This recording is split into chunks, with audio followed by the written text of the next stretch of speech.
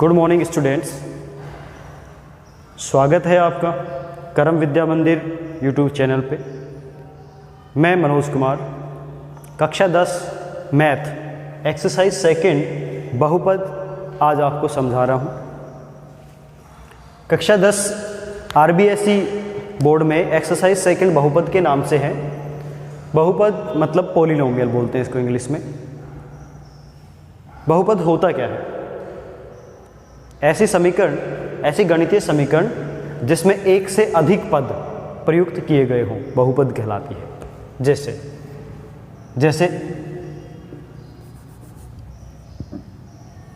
2x plus 3 ये एक समीकरण मैंने लिखा। इसमें आपको एक पद ये और एक पद ये, दो पद दिखाई दिए, तो एक से ज़्यादा पद हैं तो ये एक बहुपद कहलाएगा। ठीक है बच्चों, बहुपद ऐसा भी हो सकता है,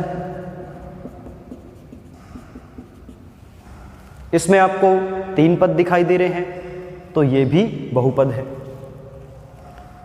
चूंकि बहुपद को इंग्लिश में पॉलिनोमियल बोलते हैं तो बहुपद का सिंबल P से लिखा जाएगा। किससे लिखा जाएगा? P से। ये P का मतलब है पॉलिनोमियल बहुपद और X का मतलब है वेरिएबल। वेरिएबल का मतलब चर, कि ये बहुपद कौन से चर के रूप में है। इस बहुपद में जो चर आपको दिखाई देगा वो x दिखाई दे रहा है, तो ये x के रूप में बहुपद है। ओके, इसको भी आप पॉलिनोमियल लिखेंगे, px से डिनोट करेंगे इसको, px। ये x के पद में x चर के रूप में एक बहुपद है। बहुपद को कई बार qx से भी डिनोट कर दिया जाता है, rx से भी डिनोट कर देते हैं, लेकिन मेनली आप इसको ऐसे लिखा हुआ पाएंगे। अब बहुपद कितने प्रकार के होते हैं? बहुपद कई प्रकार के होते हैं। इसकी घात या डिग्री के आधार पर बहुपदों को एक घातीय बहुपद, एक घातीय बहुपद, द्विघातीय बहुपद, त्रिघातीय बहुपद,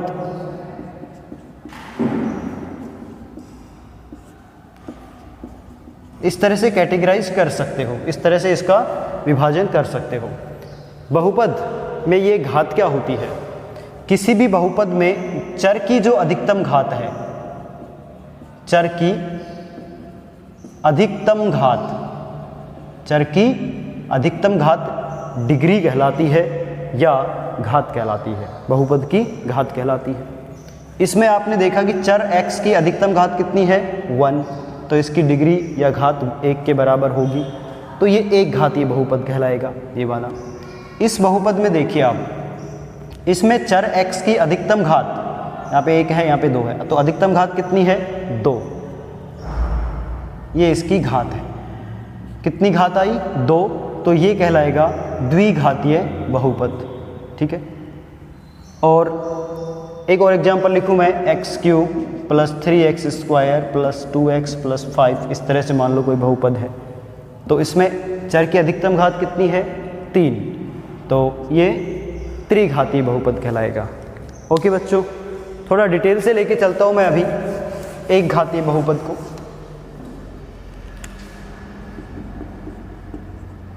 एक घातीय बहुपद,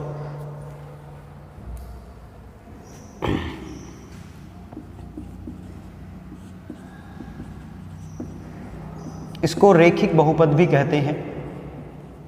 रेखिक बहुपद, ठीक है।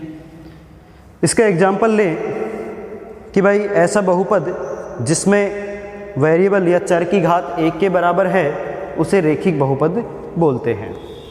ठीक है, इस तरह से साधारण इक्वेशन ये होगी ax प्लस b।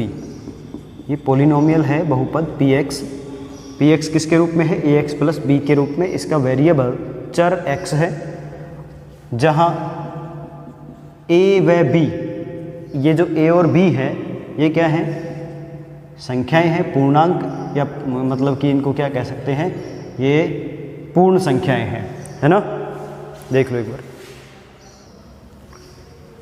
ये ऐसे, ये संख्याएं हैं, ये कैसी भी हो सकती हैं, पूर्ण भी हो सकती हैं, पूर्णांक संख्या भी हो सकती हैं, रूट की भी हो सकती है, तो इन सभी संख्याओं को मिला के हम वास्तविक नाम देंगे इसको।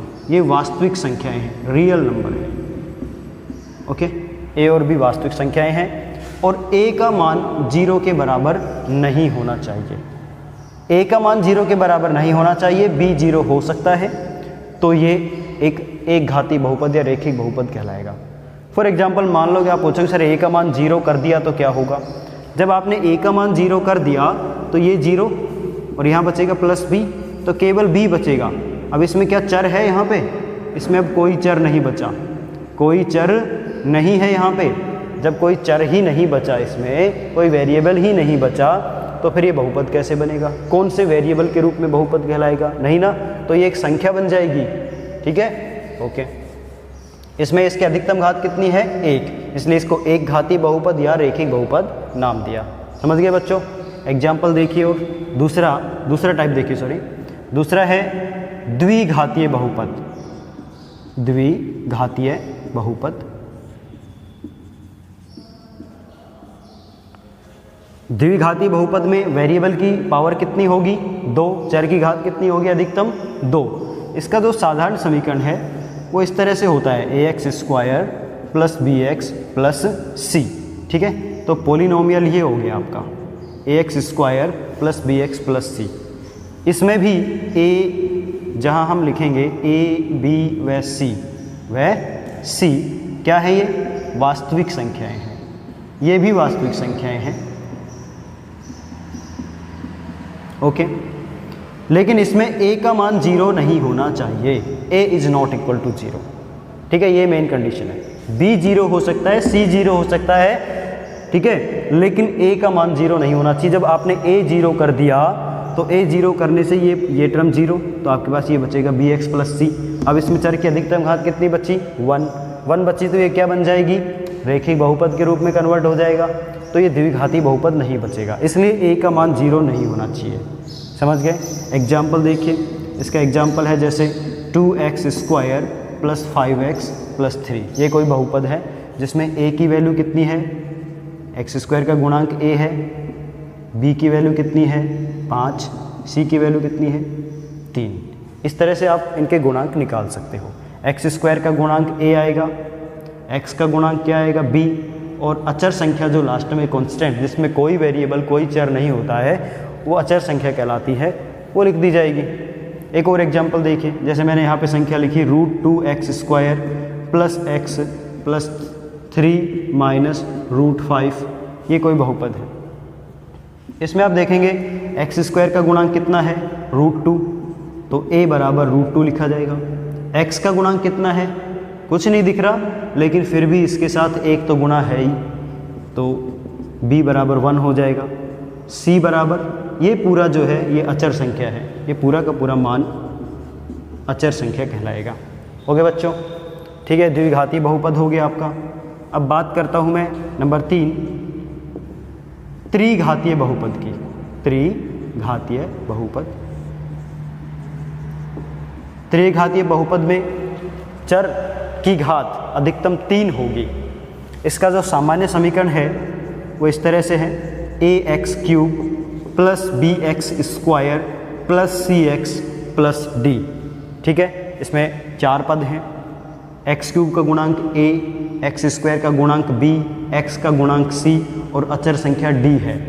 इसमें भी a, b, c और d ये सारी वास्तविक संख्याएं कहलाएंगी।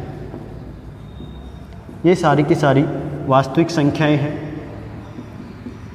ओके, और a का मान नॉट इक्वल टू 0 होना चाहिए, ये इंपॉर्टेंट है। a का मान नॉट इक्वल टू 0 क्यों होना चाहिए? समझ गए होंगे आप कि अगर आपने a को 0 कर दिया तो a को 0 करने से ये वाला पद खत्म, अब आपके पास समीकरण ये बच जाएगी bx² plus cx plus d। बताओ ये द्विघातीय है त्रिघातीय?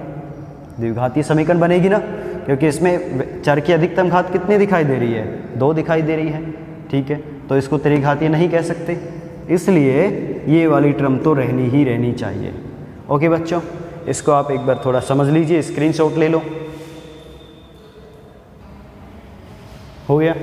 देखिए, ये क्वेश्चन लेता हूँ मैं, एक एग्जांपल। चलते हैं आगे इंट्रोडक्शन के बाद। बहुपद दिया है आपको x² माइनस 3x माइनस 4। कैसा बहुपद है ये बच्चों?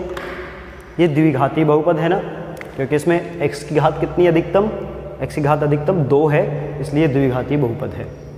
अब क्वेश्चन ये है कि इस बहुपद में px में x बराबर -1 व x बराबर 4 पर मान ज्ञात करो।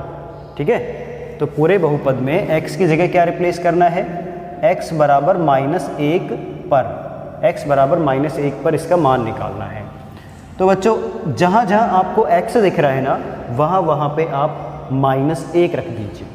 तो यहाँ पर भी x है, ये हो जाएगा बहुपद का मान -1 पर। p -1 मतलब बहुपद का मान किस पे निकाल रहे हैं? -1 पे निकाल रहे हैं, और x का मान इधर -1। ठीक है, यहाँ पे x की जगह -1 रख दिया, इसका स्क्वायर लग रहा है, स्क्वायर भी लगाएंगे, ये माइनस है ही इधर। ठीक है, 3, फिर x का मान -1, फिर -4। ठीक है बच्चों, जहाँ जहाँ पे हमें x दिखा वहाँ वहाँ पे हमने क्या लिख दिया? -1 लिख दिया। तो समीकरण इस तरह से बदल गई। ये है बहुपद का मान -1 पर, इस तरह सरल करिए इसको। बहुपद का मान -1 पे -1 का स्क्वायर, देखिए बच्चों -1 का स्क्वायर हो जाएगा -1 गुणा -1, और माइनस माइनस होता है प्लस, और 1 गुणा 1 होता है, तो -1 का स्क्वायर आएगा +1। ओके, फिर इधर भी देखो -3 और -1 गुणा हो रहे हैं, -3 और -1 तो माइनस माइनस प्लस, और 3 गुणा 1 3, ये भी प्लस का 3 हो गया, और ये माइनस का 4 है। तो p -1 बराबर आया 4, ये संख्याएं जुड़ेंगी और ये इसमें से माइनस हो रहा है, कितना बचा? 0। तो बच्चों p -1 की वैल्यू 0 के बराबर आई। ठीक है, अब हम इस पे ज्ञात करते हैं x बराबर 4 पर। ठीक है, मैंने बोला x बराबर 4 पे मान निकालना है, तो वेरिएबल x का मान हर जगह 4 से रिप्लेस कर देंगे। ठीक है, इसमें जहाँ जहाँ पे आपको समीकरण में x दिख रहा है ना, वहाँ पे क्या लिख देंगे? 4। तो ये हो जाएगा p 4। इसको क्या समझेंगे? बहुपद का मान 4 पे निकाल रहे हैं, बराबर x की जगह 4 का स्क्वायर -3 गुणा 4 -4। ठीक है बच्चों, सोल्व करिए। 4 का वर्ग कितना होगा? 4 का वर्ग 4 गुणा 4 अर्थात 16, माइनस ये माइनस ही रहेगा, 4 तिया 12 -4, तो P4 बराबर आया 16 माइनस, ये भी माइनस का ये भी माइनस का, दोनों ऐड होंगे 16, P4 बराबर 0। ठीक है बच्चों, तो आपने देखा कि x बराबर -1 पर भी इसका बहुपद का मान 0 आ रहा है, x बराबर 4 पर भी बहुपद का मान 0 आ रहा है। तो ऐसी संख्याएं या चर का वह मान जिस पे बहुपद 0 हो जाए उनको बोलते हैं शून्यक, बहुपद के शून्यक। क्या बोला मैंने? क्या लिखेंगे उसको? बहुपद का शून्यक लिखेंगे। देखिए बच्चों, ये वर्ड बोला मैंने, शून्यक, इसको इंग्लिश में जीरोज भी बोलते हैं। ठीक है, शून्यक मतलब x का वह मान, x का या चर का, अगर x के रूप में है तो y x लिख लेंगे, y के रूप में चर है तो y, तो कुल मिला के आप इसको ऐसे लिख लो, चर लिख लो। चर का वह मान जिसके लिए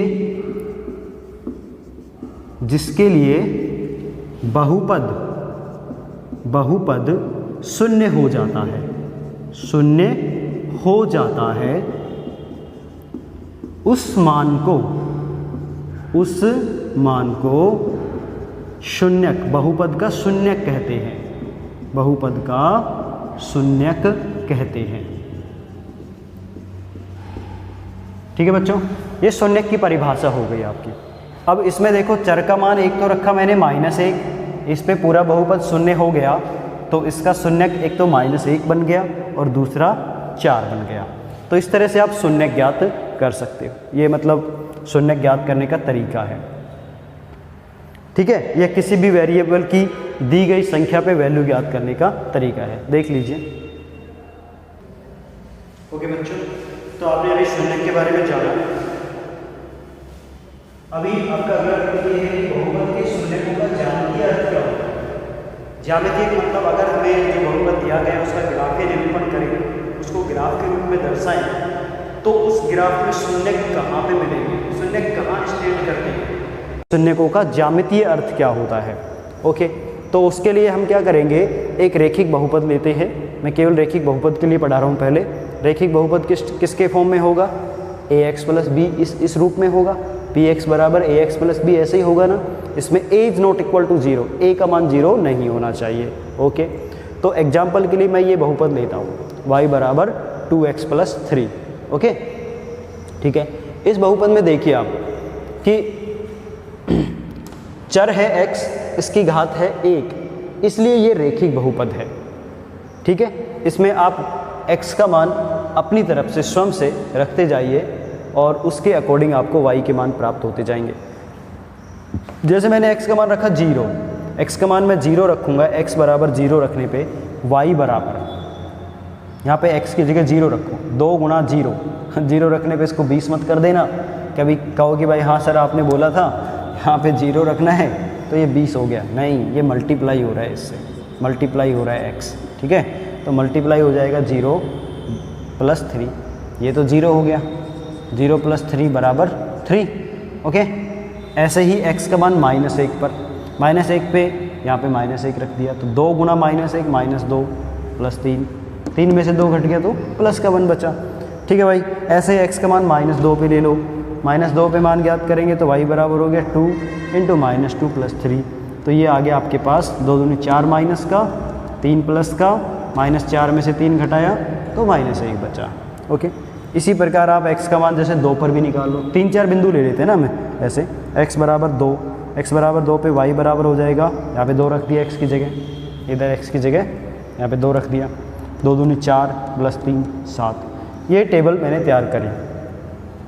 x का मान देखो क्या क्या आया, 0 -1 -2 ये रहा, 2 ये रहा, 0 पे मान कितना है 3, -1 पे मान कितना है 1। ठीक है, -2 पे मान कितना है -1 और 2 पे मान कितना है 7। ओके बच्चों, इसका अब हम ग्राफ तैयार करेंगे, क्योंकि हमें ज्यामितीय अर्थ चाहिए तो ज्यामिति के रूप में इसको दर्शाना भी पड़ेगा पहले। ठीक है, ग्राफ बनाते हैं। ग्राफ बनाने के लिए आप ये ध्यान रखना कि आपको x की वैल्यू मैक्सिमम 2 तक लेके जानी है, प्लस x तक। ठीक है, और y तक वैल्यू आपको ले जानी है 7 तक, तो y की तरफ आप जगह रखिए, ग्राफ को इधर नीचे से शुरू करना ताकि y की वैल्यू ऊपर 7 तक आपको मिल जाए। ठीक है, मैं ये इसका डिज़ाइन तैयार कर लिया है मैंने। अब देखिए बिंदु खींचते हैं, सॉरी, पहला बिंदु आपको कहाँ प्राप्त होगा, x बराबर 0 y बराबर 3, तो x बराबर 0 ये रहा, y बराबर 3 ये बिंदु रहा, ये वाला बिंदु आपको प्राप्त हो जाएगा। दूसरा बिंदु है x बराबर -1 y बराबर 1, टेबल से देखते जाइए, x बराबर -1 और y बराबर 1 ये दोनों आपस में यहाँ काटेंगे इधर, तो ये वाला बिंदु प्राप्त हो जाएगा। ठीक है, साथ में बिंदु भी लिखते चलो इधर, ये वाला बिंदु है x पहले लिखा जाता है 0 3, ये वाला बिंदु है -1, 1। ठीक है, अगला बिंदु देखिए -2 और 1, x की वैल्यू -2, y की वैल्यू है -1, तो -1 तो नीचे दिखेगा आपको, ये रहा, ये इधर इसके सामने और ये इधर इसके सामने, लगभग यहाँ पे ये बिंदु आपको प्राप्त होगा। इस बिंदु का निरूपण इस तरह से करेंगे, x की वैल्यू -2, y की वैल्यू -1। उसके बाद है x बराबर 2 ये रहा और y बराबर 7 ये रहा, तो 2 के सामने इधर और 7 के सामने इधर ये बिंदु ऐसे प्राप्त हो जाएगा। ग्राफ में आपको ये लाइनें दिखेंगी तो आप आसानी से खींच सकते हो इसको। ये वाला बिंदु कौन सा है 2, 7। ठीक है, इन सारे बिंदुओं को मिलाइए, इन सारे बिंदुओं को मिलाएंगे तो आपको इस तरह एक सीधी रेखा प्राप्त होगी, ये सीधी रेखा प्राप्त होगी। और ये सीधी रेखा कौन सी समीकरण से प्राप्त हुई आपको, 2x प्लस 3 से। यहाँ पे मैं लिख देता हूँ y बराबर 2x प्लस 3, उसका समीकरण है ये। अब आप देखो कि ये जो समीकरण है ये y बराबर 2x प्लस 3, इस ग्राफ को कहाँ पे कट कर रही है। ठीक है ना, देख लो एक बार, देख ले बच्चों। तो अब ये जो समीकरण है ये चूँकि x के रूप में थी, इसका जो चर है वो x है, तो इसका शून्यक भी x के रूप में ही आएगा, इसका शून्यक x ही होगा ना, यानी कि x का कोई ऐसा मान होगा जिस पे इस पूरे बहुपद का मान शून्य हो जाएगा। x का ऐसा कोई मान जिस पे पूरे बहुपद का मान शून्य हो जाएगा वो क्या कहलाएगा, शून्यक। ठीक है, और शून्यक हमेशा आपको x अक्ष पे ही मिलेगा, शून्यक कहाँ मिलेगा? एक्स अक्ष पे। तो ये समीकरण, ये जो रेखा आपने खींची, ये एक्स अक्ष को जिस बिंदु पे काटती हुई दिखाई देगी या काट रही होगी, उस बिंदु को बहुपद का शून्यक बोलेंगे। ठीक है, देखिए तो आपको दिख रहा है ये समीकरण यहाँ पे काट रही है, ये रेखा एक्स अक्ष को यहाँ काट रही है, यहाँ पे यहाँ पे यहाँ पे -1 और -2 के बीच में, ये बिल्कुल इसके बीच में है। तो -1 से बड़ा होगा इसका मान, इधर -1 से इधर और -2 से इधर, तो -1 और 2 के बीच में क्या आता है? 3/2 आता है ना, 3/2। ये कौन सा होगा? -3/2। ठीक है, तो ये वाला जो बिंदु आएगा ये आएगा -3/2। ठीक है, x का मान तो, और x का मान तो यही है, और इधर y की वैल्यू कितनी है? 0 है, y की वैल्यू 0 है। ठीक है, ये वाला बिंदु आ गया। यानी कि समीकरण जो है, समीकरण की रेखा x अक्ष को -3/2 पे काट रही है, तो इस समीकरण का शून्यक क्या कहलाएगा? ये इसका शून्यक बन जाएगा, यही इसका शून्यक होगा जो इसको x अक्ष पे कट कर रहा है। समझ में आया बच्चों? तो ज्यामितीय अर्थ क्या होगा बहुपद के शून्यक का? बहुपद के शून्यक का ज्यामितीय अर्थ क्या हुआ? यही तो हुआ कि बहुपद की समीकरण की जो रेखा है, रेखा x अक्ष को जिन जिन बिंदुओं पे काटेगी या जिस बिंदु पे काटती है, वही बिंदु उसका शून्यक कहलाएगा। ठीक है, तो समीकरण y बराबर 2x + 3 की रेखा x अक्ष को -3/2 पर काटती है, तो -3/2 क्या होगा? इस समीकरण का शून्यक होगा। ठीक है, शून्यक ये ज्यामितीय रूप में आपने ज्ञात किया। अब मैं आपको शून्यक ज्ञात करके करना सिखाता हूँ डायरेक्टली। आप समीकरण ले लीजिए, y बराबर है 2x + 3। जब आप इसमें शून्यक लिखेंगे तो शून्यक से इस पूरे बहुपद का मान कितना हो जाएगा? 0, अर्थात y बराबर 0 हो जाएगा, है ना? y बराबर क्या हो जाएगा? 0। तो आपको y बराबर 0 रख के x का मान निकालना है, अर्थात समीकरण हो गई 2x + 3 = 0। ठीक है, या 2x बराबर, ये 3 इधर आ गया -3, या x बराबर -3, 2 का भाग दे दिया -3/2। तो ये क्या बन गया इसका? ये इसका क्या कहलाएगा? शून्यक कहलाएगा। ये आपने सोल्व करके निकाला है या आपने ग्राफ बना के निकाला है, तो दोनों शून्यक एक ही आएंगे। ज्यामितीय अर्थ समझ में आ गया आपको? ओके, नोट कर लीजिए इसको। अब इसका देखते हैं बच्चों, द्विघात बहुपद के लिए शून्यकों का ज्यामितीय अर्थ। ठीक है, द्विघात बहुपद इस तरह का फॉर्म होता है जनरली, ax² + bx + c, जहाँ a is not equal to 0। a हमें ये है ना, ये हमेशा इसके साथ साथ लिखना। ठीक है, इसको छोड़ना मत। इसको छोड़ दोगे तो हो सकता है आप गलती से a बराबर 0 रख दोगे तो बहुपद द्विघाती बहुपद नहीं बनेगा। ओके, तो ये साथ रहेगा, ये हमेशा इसके संग ही रहेगा। अब हमने एग्जाम्पल लिया ये y बराबर x² - 3x - 4। इस समीकरण को आप सेम वैसे ही इसके बिंदु ज्ञात करिए, यानी कि x का मान रखते हुए, और इसकी टेबल बनाएंगे। ठीक है, ओके। तो अभी मैं थोड़ा शॉर्टली कर लेता हूँ, आपको पहले डिटेल से मैंने समझा दिया है। मैं ये टेबल तैयार कर लेता हूँ इधर, इसमें वैल्यू रखता जाऊँगा और सोल्व करता जाऊँगा उसको। ठीक है बच्चों, पढ़ना है अच्छे से आपको। x y, देखिए आप इधर x का मान स्वयं से अपनी इच्छा से कुछ भी रखो। मैं यहाँ पे 6-7 मान रख लेता हूँ, क्योंकि बड़ी समीकरण है, इसका ग्राफ अच्छे से दिखना चाहिए, तो इसके मान मैं अच्छे से दिखाऊंगा। आप एक क्रम से शुरू करो, माइनस से शुरू करो। चलो -2 से शुरू करो, -2 -1 0 1 2 3 4 5, ऐसे ना इन मानों पे निकालेंगे। x की वैल्यू -2 रखिए। अब माइंड में सोल्व करना, चलो मैं कर देता हूँ।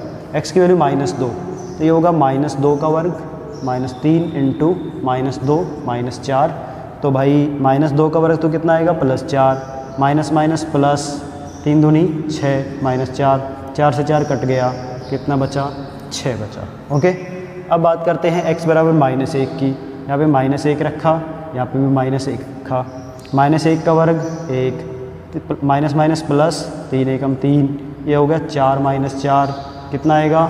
0। फिर आप x बराबर 0 रखिए, यहाँ पे 0, यहाँ पे भी 0, तो ये भी 0, ये भी 0, और यहाँ पे कितना बचेगा? -4। तो यहाँ पे बच्चों -4 आ जाएगा। ओके, ठीक है, सॉरी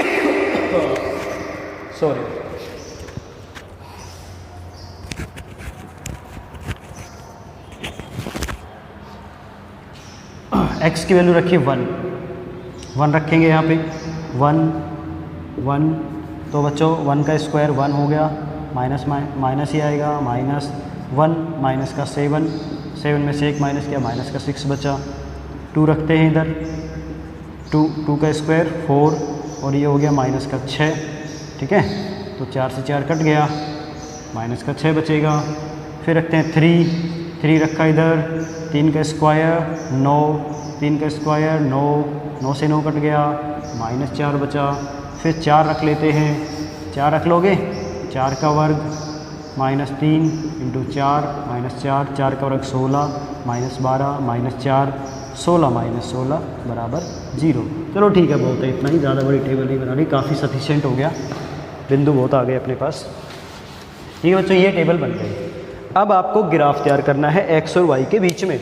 तो आप देखो x की वैल्यूज आप कहाँ तक ले रहे हो, -2 से 4 तक। इधर तो -2 तक लेना है आपको, इधर 4 तक लेना है। y की वैल्यू 6 से -6 तक। ये गड़बड़ कैसे आ रहा है भाई, x बराबर 1 पर भी एक बार दोबारा चेक करना, x की वैल्यू 1 पे 1 का स्क्वायर -3 × 1 -4, 1 का स्क्वायर 1 -3 -4, माइनस के साथ -6 बच रहा है। 2 पे चेक करो, 2 का स्क्वायर 4 माइनस का 6, ठीक है। हाँ तो ठीक है भाई, सेम आ सकता है, कोई दिक्कत नहीं है।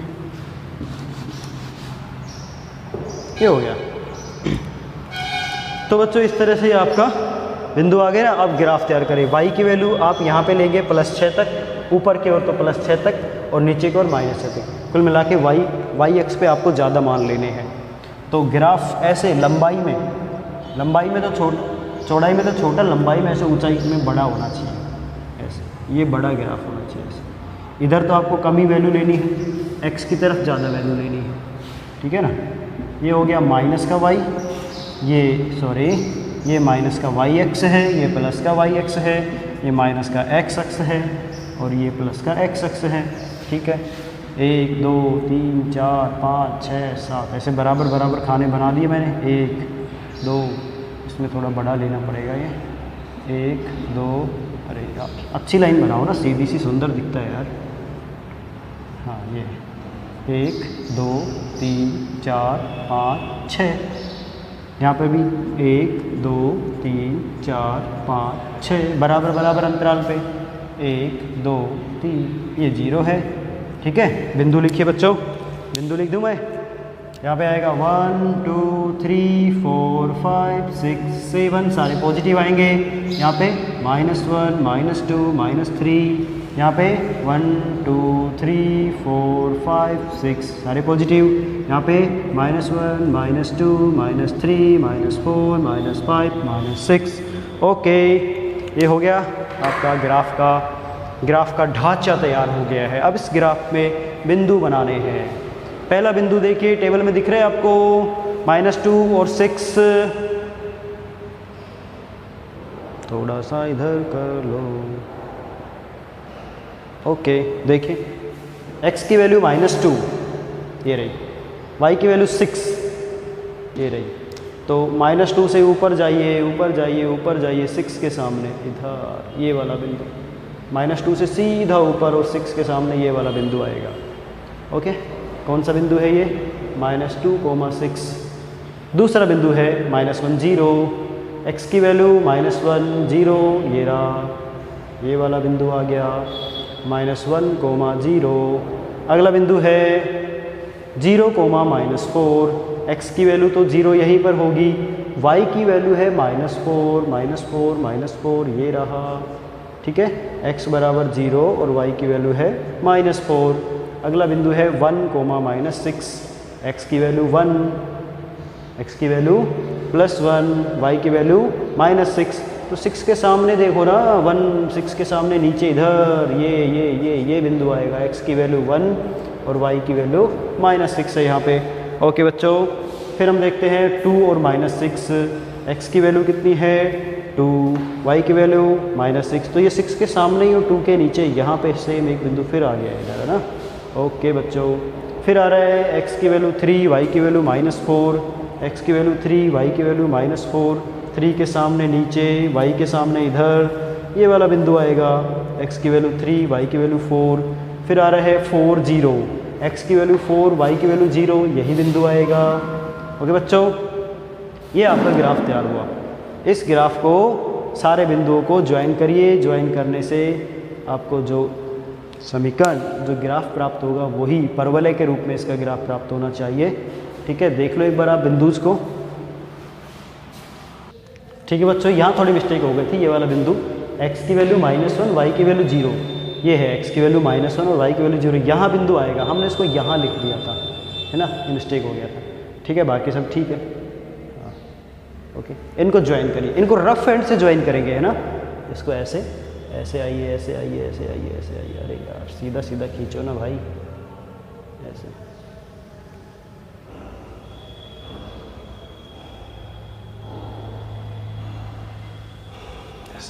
ये दिखा, ऐसा ऐसा वक्र आया। ये कौन सी समीकरण के लिए आया? ये है समीकरण आपका x² - 3x - 4, ये समीकरण है। इस समीकरण के लिए आपको ऐसा वक्र दिखा। ये वक्र जो है, जो इस तरह के वक्र आते हैं, इनको बोलते हैं परवलय। क्या बोलते हैं बच्चों? परवलय, पैराबोला। इनको इंग्लिश में पैराबोला भी कहते हैं। परवलय, परवलयाकार वक्र है ये, तो इस तरह का वक्र आएगा। अब देखिए इसमें ये जो वक्र खींचा हमने, ये x अक्ष को कितने बिंदुओं पे काट रहा है? इसके जो जीरो जाएंगे, जो शून्यक आएंगे, वो x के रूप में आएंगे।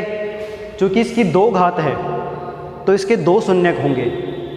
ठीक है, एक घातीय बहुपद में एक ही शून्यक आता है, द्विघातीय बहुपद में 2 शून्यक आते हैं, त्रिघातीय बहुपद में 3 शून्यक होते हैं। तो इसके 2 शून्यक होने चाहिए, और वो दोनों शून्यक x अक्ष पे कहीं ना कहीं कट करेंगे। जहाँ पे वो x अक्ष को काट रहे होगा ये ग्राफ x अक्ष को जहाँ जहाँ पे काट रहा होगा, वो बिंदु इस समीकरण के शून्यक कहलाएंगे। ओके, तो देखते हैं बच्चों। एक तो ये देखो, x अक्ष पे ये काट रहा है, यहाँ पे कौन से बिंदु पे? -1, 0 पे। ओके, दूसरा ये x अक्ष को कहाँ काट रहा है? यहाँ पे काट रहा है ये 4, 0 पे। ठीक है बच्चों, तो इस समीकरण के लिए x बराबर -1 और x बराबर 4 शून्यक कहलाएंगे। ठीक है, इस समीकरण के लिए x बराबर -1 और x बराबर 4, तो इसके शून्यक क्या होंगे बच्चों? x बराबर -1 व x बराबर 4 इसके शून्यक हैं। क्या होंगे? शून्यक होंगे। वैल्यू रख के देख लो। इस समीकरण में आप x का मान -1 रख के देखिए और 4 रख के देखिए, समीकरण का मान 0 हो जाएगा। देखो, x बराबर -1 रखने पर तो y बराबर -1 का वर्ग, x की जगह ना -1 रख दो सब में, -1 -4, ये हो गया प्लस का 1 और ये प्लस का 3, ये माइनस का 4, ये हो गया आपका 4 - 4 बराबर 0। हो गया 0 पूरा बहुपद। ये पूरा बहुपद जिस मान पे 0 हो जाता है वो मान क्या कहलाता है? शून्यक। और वो मान क्या था? -1 था। ग्राफ से भी -1 आया। ठीक है, दूसरा आप x बराबर 4 पे चेक कर लो। x बराबर 4 रखने पर 4 रखेंगे यहाँ पे, तो y बराबर आएगा 4 का वर्ग -3 गुणा 4, 3 × 4 -4, तो ये होगा 16, माइनस के 12 माइनस के 4, तो 12 और 4 16, 16 में 16 गए तो 0। ठीक है बच्चों, तो इस तरह से इस बहुपद का 2 शून्यक प्राप्त हुए आपको। वो -1 और +4 है।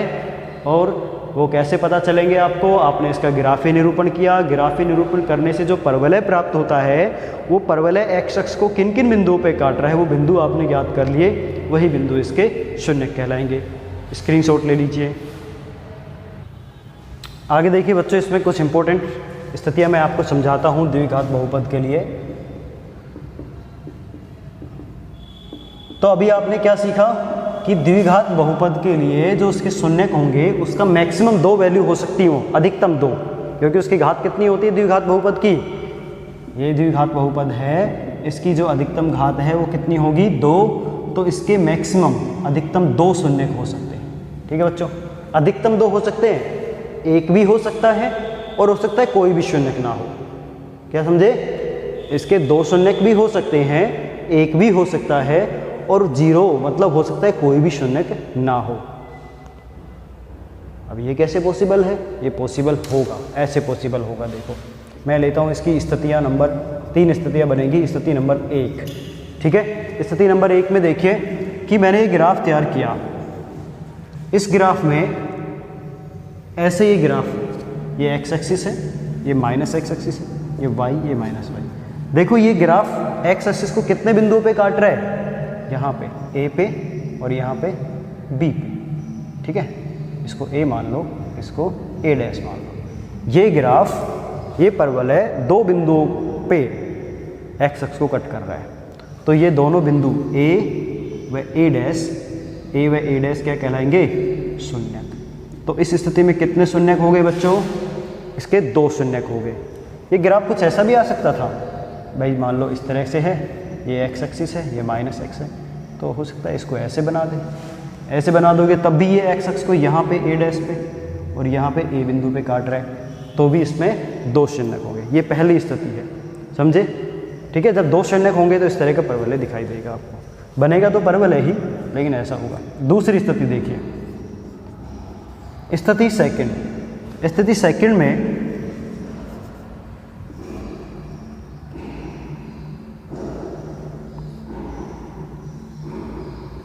ऐसा ग्राफ हो सकता है, ठीक है। ये ग्राफ देखो, एक्स अक्ष को कितने बिंदु पे काट रहा है, केवल एक बिंदु पे काट रहा है। या फिर इधर तो नेगेटिव में काट रहा है, तो एक्स की वैल्यू नेगेटिव में आएगी इस तरफ, है ना। या फिर ये ऐसे भी हो सकता है कि भाई ये इसको ऐसे काट रहा हूँ, इस तरह से यहाँ पे। इस स्थिति में आपको कितने शून्यक दिखाई दिए, 1। ये जो 2 शून्यक थे ना, ए और ए डैश, ये संपाती हो जाते हैं, एक दूसरे के ऊपर ओवरलैप हो जाते हैं, एक दूसरे को ढक लेते हैं। तो ढकने से वो दोनों बिंदु एक बिंदु दिखाई देता है, और वो बिंदु ये वाला है, ये वाला है। इधर तो इसका मान नेगेटिव आएगा, एक्स का मान, इधर एक्स का मान क्या होगा, पॉजिटिव होगा, धनात्मक होगा। इधर एक्स का मान ए डैश नेगेटिव होगा और ये ए पॉजिटिव होगा। इधर ए डैश नेगेटिव होगा, ए पॉजिटिव होगा। ये दूसरी स्थिति है बच्चों। तीसरी स्थिति देखिए, तीसरी स्थिति में, स्थिति थर्ड में इस तरह से आपको मिल सकता है। भाई ग्राफ तो बना, वो ऐसा बन गया, वो एक्स अक्ष को वहीं काट ही नहीं रहा, एक्स अक्ष को कहीं पे कट ही नहीं कर रहा, ठीक है। तो एक्स अक्ष को जब कहीं पे कट ही नहीं कर रहा होगा, तो इसको थोड़ा ऐसे बना देना कि ये वाई में भी जाता हुआ दिखे, ठीक है। इधर भी इसको थोड़ा ऐसे बना देना कि ये वाई को भी कट करे। हमें तो एक्स देखना है, ठीक है। ऐसे बना दिया मैंने ग्राफ, ये वाला, चलो ऐसे। ये एक्स अक्ष को कहीं कट कर रहा है, नहीं कर रहा ना। ये एक्स अक्ष को कहीं भी नहीं काट रहा, तो इसका कोई भी शून्यक नहीं होगा, इसका कोई शून्यक नहीं है, ठीक है। तो ये 3 मुख्य स्थितियाँ थी, विशेष स्थितियाँ थी, आपको याद रखनी है। तो आज के लिए काफ़ी है बच्चों। आज मैंने बहुपद एक्सरसाइज नंबर 2 का आपको इंट्रोडक्शन दिया है, इसका बेसिक जो है समझा दिया है आपको। जिसने ये अच्छे से पढ़ लिया, जो इसको अच्छे से समझ लेगा, वो एक्सरसाइज 2.1 खुद से कर सकता है, उसमें मेरी उसकी हेल्प को ज़रूरत नहीं पड़ेगी। ओके बच्चों, वीडियो पसंद आया हो तो इसे लाइक करिए, ज़्यादा से ज़्यादा शेयर करिए, और इस पर अगर आप कोई सुझाव देना चाहें तो कमेंट में कमेंट भी कर सकते हो। Thank you.